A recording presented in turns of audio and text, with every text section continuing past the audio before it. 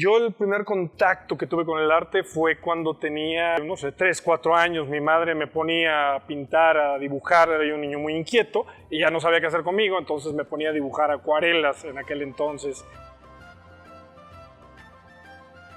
Ya de manera posterior yo recuerdo que vivíamos en la ciudad de Oaxaca y hay un templo muy importante allá que es Santo Domingo de Guzmán, y saliendo de Santo Domingo fuimos a visitar una galería y me acuerdo perfectamente que ahí había una obra, era una acuarela de una catedral europea, y fue muy impactante para mí porque en ese momento fue una revelación conocer lo que en ese momento yo no sabía, que era el realismo, el hiperrealismo, una acuarela hiperrealista, me parece que era del siglo XVIII. Fue impresionante para mí encontrarla y darme cuenta que el ser humano era capaz de recrear con un pincel cuasi de manera fotográfica una imagen. Y en ese momento creo que encontré la vocación. Ese día fue el día que yo decidí ser artista. Y es más, fue el día que decidí ser artista hiperrealista. Ya pasados los años, me acuerdo que tuve mucho apoyo de mis padres. Era yo un chiquillo inquieto, me gustaba mucho dibujar y pintar, y mis padres siempre me estuvieron metiendo a diferentes cursos de pintura.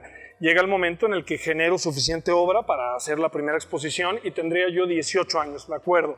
Esto fue en el Camino Real de la ciudad de Oaxaca. Esto fue el exconvento de Santa Catalina de Siena, me acuerdo, un hermosísimo lugar. Ahí tuve mi primera exposición y fue muy emblemática porque inauguró el secretario de gobierno, y 2 horas después mi obra estaba totalmente vendida. Había vendido toda la exposición. Y gracias a Dios, a partir de ese momento se marca un parteaguas en mi carrera artística. Comienzo siendo muy joven, 18 años, y de manera posterior todas las exposiciones que voy teniendo subsecuentemente, gracias a Dios, fueron un éxito y mi obra se empieza a revaluar. Pero independientemente de eso, creo que es importante remarcar la forma en la que un artista comienza. En este caso yo no quise seguir un camino estandarizado y académico.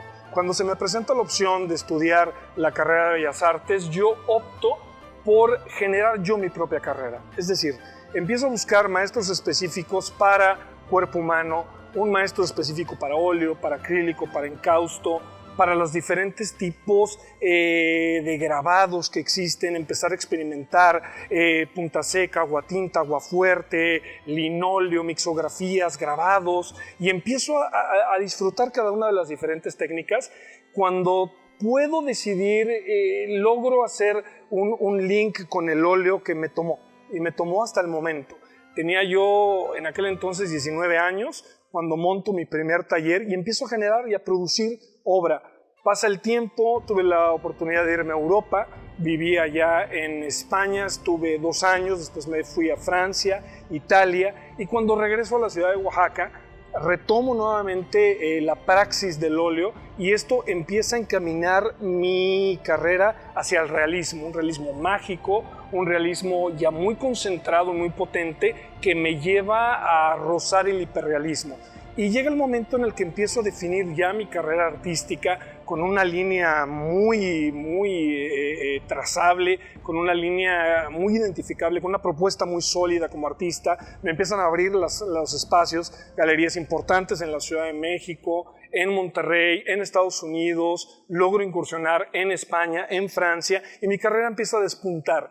Cuando empiezo a tomar a mis primeros inversionistas que confían en mí y apuestan a mi obra, se empiezan a dar cuenta que lograron una buena inversión. Ellos al tiempo se vuelven coleccionistas míos, y gracias a Dios al día de hoy tengo la fortuna de que tanto casas de subastas como académicos me buscan para dar cursos a las nuevas generaciones. Creo que tenemos una ausencia importante y palpable con las próximas generaciones que están saliendo. No saben cómo enfrentarse a las galerías, cómo enfrentarse a los museos, cómo generar un dossier, un currículum, un portafolio, un certificado de autenticidad. Hay un vacío porque las escuelas les dan la parte académica y técnica, pero no les enseñan cómo enfrentarse a este mundo del mercado, al mercado del arte, cómo profesionalizarse como artista.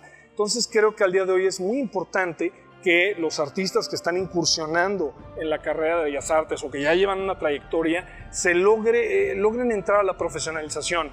Es tan importante o básico para generar el brinco de un artista emergente a un consolidado, independientemente de las colecciones privadas, de las colecciones públicas, los inversionistas y coleccionistas que hayan apostado a la obra del artista, es importante la profesionalización. Creo que ahí es lo que nos está faltando como país, nos está faltando como gremio de artistas, dar ese brinco y dar más a nuestro público.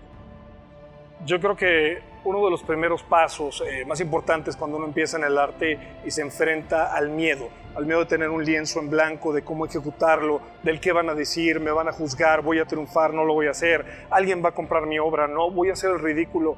Al final de la historia lo importante es quitar todas estas partes de la ecuación y dejar una sola cosa, que es la intención. Lánzate, hazlo sin miedo, no pasa absolutamente nada. Todos los que de una u otra manera llevamos años en este trabajo, hemos transitado por ahí y hemos vencido de cierta manera este miedo. Y la única manera es hazlo, enfréntate y no tengas miedo. Al final de la historia no pasa nada.